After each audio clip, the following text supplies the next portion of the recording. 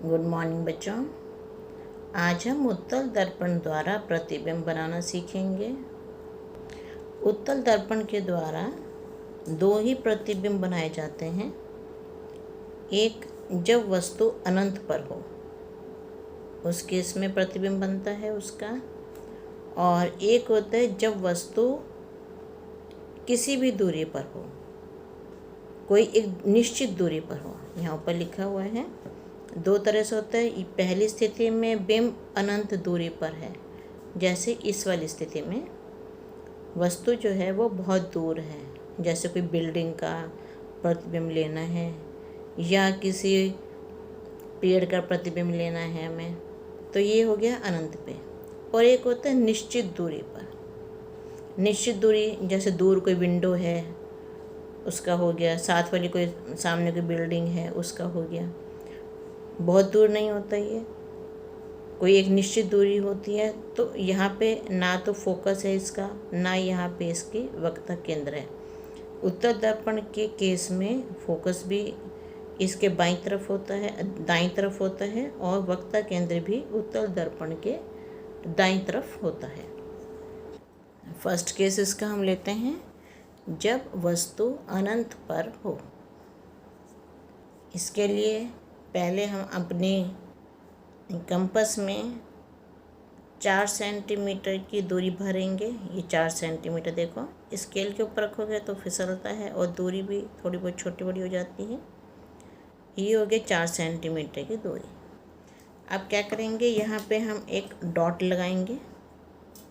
इधर हमने एक डॉट लगाया और इसी के ऊपर लाइन के ऊपर डॉट लगाना है हमें, और इसी के ऊपर हमने 4 सेंटीमीटर जो कंपास खोली थी उसका हमने एक चाप बना ली।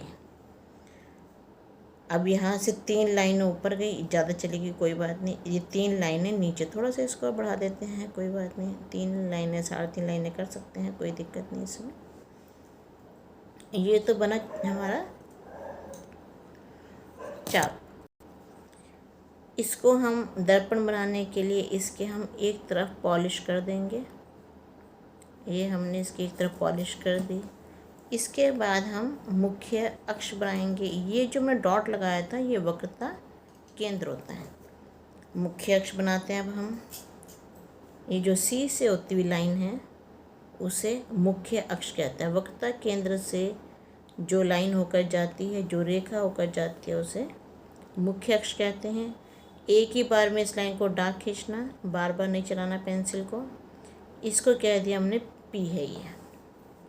अब यहाँ पे आपको पता है कि पी और सी, ये 4 से पी सी, ये इतनी जो दूरी होती है इसको वक्रता त्रिज्या बोलते हैं।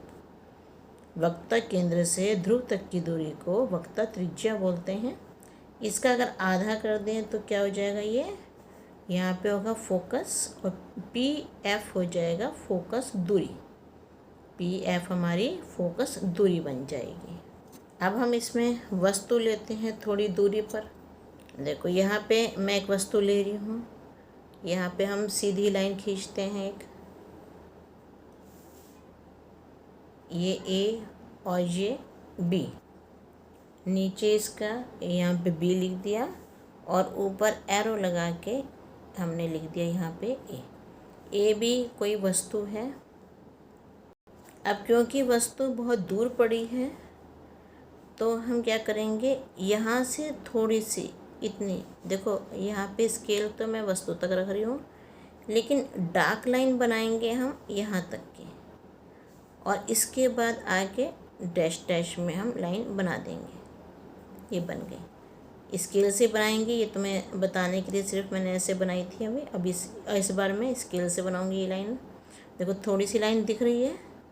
अब इसके ऊपर ये लाइन बना दी डार्क, और इसके बाद थोड़ी सी लाइन हमने डैश डैश में बना देंगे। इसका मतलब ये होता है कि वस्तु बहुत दूर पड़ी है, अनंत पर है वस्तु।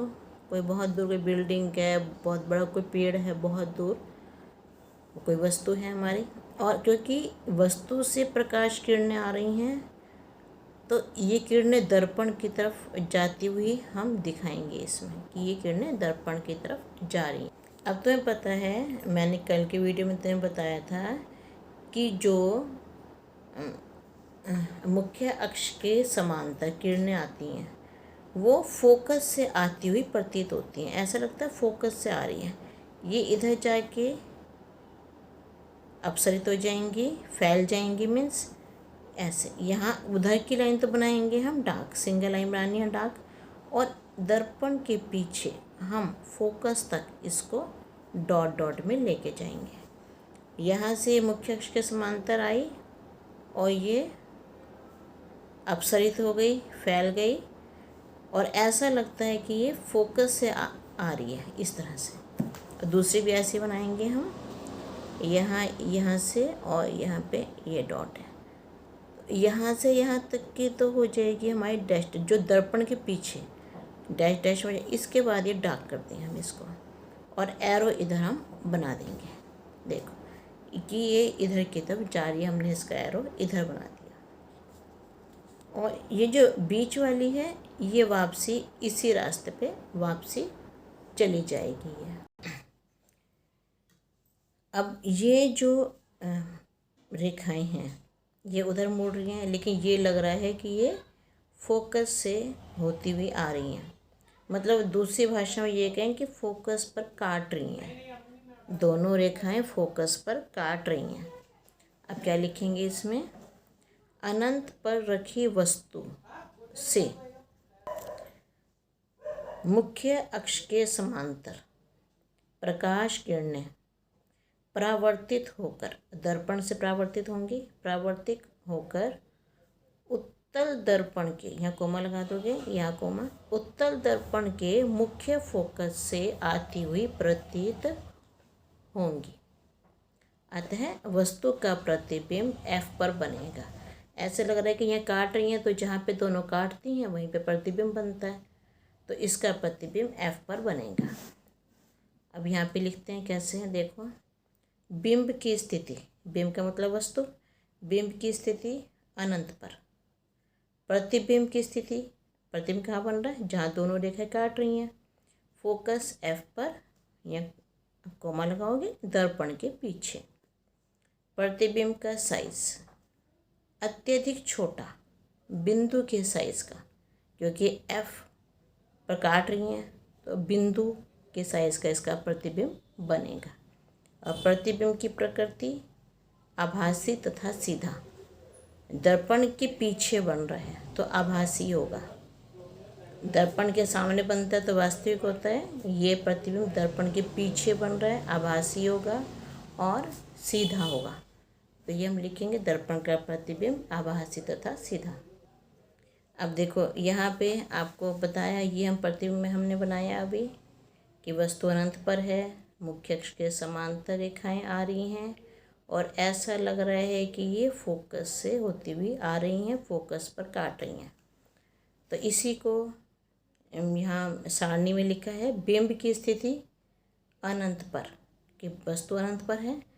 प्रतिबिंब की स्थिति फोकस F पर, दर्पण के पीछे। प्रतिबिंब का साइज बहुत छोटा है, बिंदु के साइज का है, क्योंकि काट रही हैं दोनों रेखाएं तो बहुत छोटा साइज है। और प्रतिबिंब की प्रकृति कैसी है? आभासी है और सीधा है। दर्पण के पीछे बन रहा है तो आभासी है, और इधर पीछे जो है वो सीधा बनता है प्रतिबिंब। तो ये होगी प्रतिबिंब की प्रकृति। आज आप इसकी प्रैक्टिस कीजिए, फिर मैं आपको इसके बाद नेक्स्ट अगली वीडियो में आपको ये वाला प्रतिबिंब बनाना सिखाऊंगी। Okay, thank you.